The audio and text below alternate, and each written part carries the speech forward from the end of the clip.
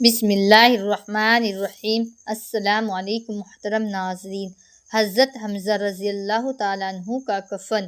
حضور اقدس صلی اللہ علیہ وسلم کے چچا حضرت حمزہ رضی اللہ تعالیٰ عنہ غزوہ احد میں شہید ہو گئے اور بے درد کافروں نے آپ کے کان، ناک وغیرہ اعضاء کاٹ دیے اور سینہ چیر کر دل نکالا اور طرح طرح کے ظلم کیے۔ لڑائی کے ختم پر حضور اکرم صلی اللہ علیہ وسلم اور دوسرے صحابہ شہیدوں کی نعشیں تلاش فرما کر ان کی تہذیب و تکفین کا انتظام فرما رہے تھے کہ حضرت حمزہ کو اس حالت میں دیکھا۔ نہایت صدمہ ہوا اور ایک چادر سے ان کو ڈھانپ دیا۔ اتنے میں حضرت حمزہ رضی اللہ تعالیٰ عنہ کی حقیقی بہن حضرت صفیہ تشریف لائی کہ میں اپنے بھائی کی حالت کو دیکھوں۔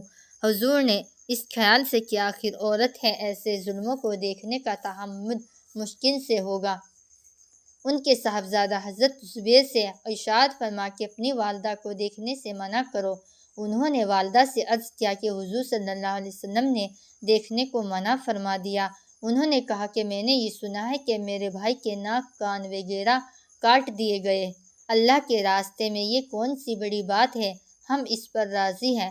میں اللہ سے ثواب کی امید رکھتی ہوں اور انشاءاللہ تعالیٰ صبر کروں گی۔ حضرت زبیر رضی اللہ تعالیٰ عنہ نے حضور صلی اللہ علیہ وسلم سے جا کر اس کلام کا ذکر کیا تو حضور صلی اللہ علیہ وسلم نے اس جواب کو سن کر دیکھنے کی اجازت عطا فرما دی۔ آ کر دیکھا، انا للہ پڑھا اور ان کے لیے استغفار اور دعا کی۔ ایک روایت میں ہے کہ غزوہ احد میں جہاں نعشیں رکھی ہوئی تھی، ایک عورت تیزی سے آ رہی تھی۔ حضور صلی اللہ علیہ وسلم نے فرمایا، دیکھو عورت کو روکو۔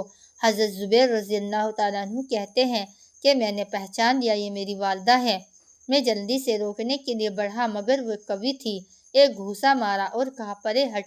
میں نے کہا کہ حضور صلی اللہ علیہ وسلم نے منع فرمایا ہے تو فوراً کھڑی ہو گئی۔ اس کے بعد 2 کپڑے نکالے اور فرمایا کہ میں اپنے بھائی کے کفن کے لیے لائی تھی کہ میں ان کے انتقال کی خبر سن چکی تھی۔ ان کپڑوں میں ان کو کفنا دینا۔ ہم لوگ وہ کپڑے لے کر حضرت حمزہ رضی اللہ تعالیٰ عنہ کو کفنانے لگے کہ برابر میں ایک انصاری شہید پڑے ہوئے تھے جن کا نام حضرت سہیل رضی اللہ تعالیٰ عنہ تھا۔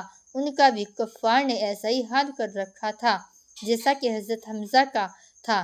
ہمیں اس بات سے شرم آئی کہ حضرت حمزہ رضی اللہ تعالیٰ عنہ کو 2 کپڑوں میں کفن دیا جائے اور انصاری کے پاس ایک بھی نہ ہو، اس لیے ہم نے دونوں کے لیے ایک ایک کپڑا تجویز کر دیا، مگر ایک کپڑا ان میں بڑا تھا، دوسرا چھوٹا، تو ہم نے قرعہ ڈالا کہ قرعہ میں جو کپڑا جن کے حصے میں آ جائے گا وہ ان کے کفن میں لگایا جائے گا۔ قرعہ میں بڑا کپڑا حضرت سہیل کے حصے میں آیا اور چھوٹا حضرت حمزہ رضی اللہ تعالیٰ عنہ کے حصے میں آیا، جو ان کے قد سے بھی کم تھا کہ اگر سر کو ڈھانکا جاتا تو پاؤں کھل جاتے اور پاؤں کی طرف کیا جاتا تو سر کھل جاتا۔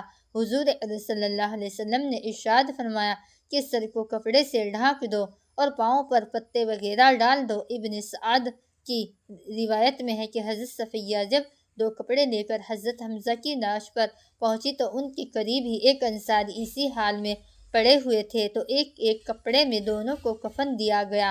حضرت حمزہ کا کپڑا بڑا تھا۔ یہ روایت مختصر ہے اور خمیس کی روایت مفصل ہے۔ یہ 2 جہاں کے بادشاہ کے چچا کا کفن ہے۔ وہ بھی اس طرح کہ ایک عورت اپنے بھائی کے لیے 2 کپڑے دیتی ہے، اس میں یہ گوارا نہیں کہ دوسرا انصاری بے کفن رہے۔ ایک ایک کپڑا بانٹ دیا جاتا ہے، پھر چھوٹا کپڑا اس شخص کے حصے میں آتا ہے جو کئی وجہ